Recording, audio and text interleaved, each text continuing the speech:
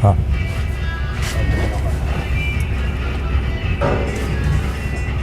सीधा बस सीधा कर लेगा ना।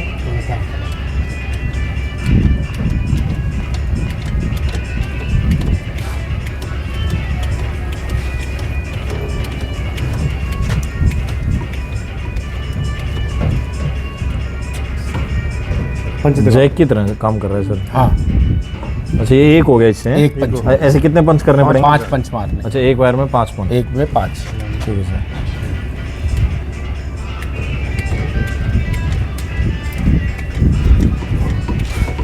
तो सर इनका जो जैसे चेकिंग है वो किस तरीके से आती है? वो आदमी यहीं पे रहता है चेक करने वाला कि भाई ठीक कर रहे हैं कि नहीं कर रहे हैं? नहीं, वो गैप अपने आप मेंटेन करना पड़ता है, उसके हिसाब से लग के हिसाब से गैप मेंटेन करना है। अच्छा हाँ,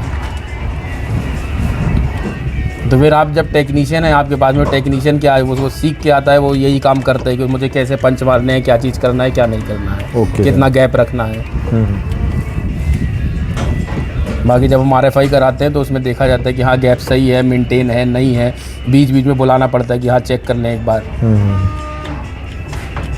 RFI होती है तो ये चेक होते होंगे? चेक होते हैं लग कि हाँ इनका मेजरमेंट सही है नहीं है। तो RFI हर पार्ट की अलग अलग होती होगी? हर पार्ट की अलग अलग होती है, फील्ड की अलग होती है, IDT की अलग होती है। टोटल इलेक्ट्रिकल में कितनी RFI होंगी? टोटल इलेक्ट्रिकल में मान के मोटी मोटी आप RFI लेके चलते हैं तो कम से कम 55 से 60 RFI है। 55 से 60 RFI में पता चलता है अलग अलग? हाँ, अलग अलग होंगी आपकी, अर्थिंग की अलग होगी, वेल्डिंग की अलग होगी, और केबल लेइंग की अलग होगी, हैंगिंग की अलग होगी, double side single side support की अलग होगी, सारे पैनल की इरेक्शन करने की अलग होगी, कैनोपी लगाने की अलग होगी, सारी चीज़ें की सबकी अलग अलग RFI होती है। जी सर।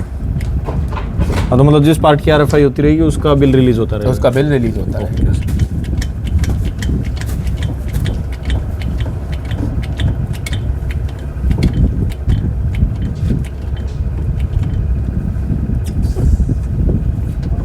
हो गई सर?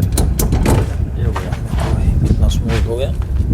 अच्छा थोड़ा थोड़ा अभी ये रह गया। अच्छा इसको फिनिशिंग करके फिर बाद में? हाँ, इसमें फिर स्लीव हीट करनी है, चढ़ा देंगे। स्लीव हीट बोलते हैं। फाइल मारने के बाद में फिर हम इसमें स्लीव हीट कर देते हैं कोडिंग के अकॉर्डिंग, जैसे रेड में रेड होगी, येलो में येलो, ब्लू में ब्लू। ओके सर, हो गया सर कंप्लीट? ओके ठीक, ओके थैंक यू सर। और ये वाला लास्ट पैनल आपका ये है, ये PLC पैनल है, इसका ये प्रोग्राम लोकेट करता है। अच्छा प्रोग्राम मतलब सर थोड़ा सा सिंपल भाषा में? सिंपल भाषा में ये प्रोग्राम लोकेट करता है जो आपकी OFC केबल आई है जी सर, जो फील्ड में इन्वर्टर लगे हैं, जब उसमें हम चार्ज करते हैं ब्लॉक और जब लोड पे देते हैं जी सर, कौन सा इन्वर्टर किस जगह ट्रिप मारा है, क्यों मारा है, कौन सी स्ट्रिंग पे उसने ट्रिप किया है, उसका काम ये रहता है लोकेट। इससे पता चल जाता है? इससे पता चल जाता है। Okay sir. चाबी दी, अभी कहाँ डाल दी? ये है, ये 2 पार्ट में रहता है जी सर।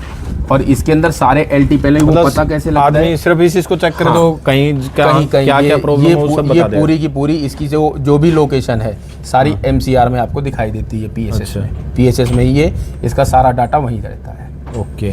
और इसके अंदर 12 मतलब वहाँ से पता चल जाएगा क्या गड़बड़ है, तो फिर यहाँ पे आके इसको चेक करना पड़ेगा। और वो पता कैसे लगता है कि जैसे हमारे 12 LT पैनल है, ये 12 से 12 अभी हम 6 कोर की केबल डालेंगे इसमें। जी सर। नीचे वो नीचे आएगी और सारे इसमें टर्मिनेशन होते हैं इन बॉक्सों में, कौन सी केबल कहाँ पे जानी है वो इसमें टर्मिनेशन करके तब ये LT पैनल ही बताते हैं कि कौन सा इन्वर्टर ब्रेक डाउन हुआ है, कौन सा इन्वर्टर चालू है। ओके ठीक है सर। ये मेन पार्ट हो गया। इसमें लिख भी रखे हैं सर ये जो आप बता रहे थे ना? ये फेरूल का नेम लिख रखा है, नंबर लिख रखा है, उसके अकॉर्डिंग फिर हमें यहाँ पे टर्मिनेशन करनी है। Okay sir.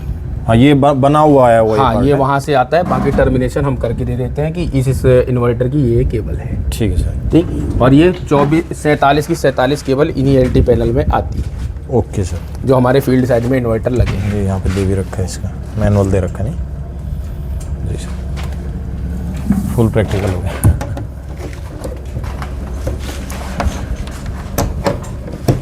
दोस्तों आपने जो देखा था ये पूरा एक सिंगल ब्लॉक का था, इसके अंदर सब कुछ बताया है, एवरीथिंग जो स्टार्टिंग में प्लेट से कनेक्ट होते हैं वहाँ से लेकर के और लास्ट में जो ये IDT से और इलेक्ट्रिसिटी मतलब कैसे जाती है वो सारी चीज़ें बताई हैं इसमें, कोई हमने छोड़ा नहीं है कुछ भी। अगर फिर भी आपका डाउट हो तो कमेंट किए, हम कोशिश करेंगे आगे इसको कवर करने के लिए।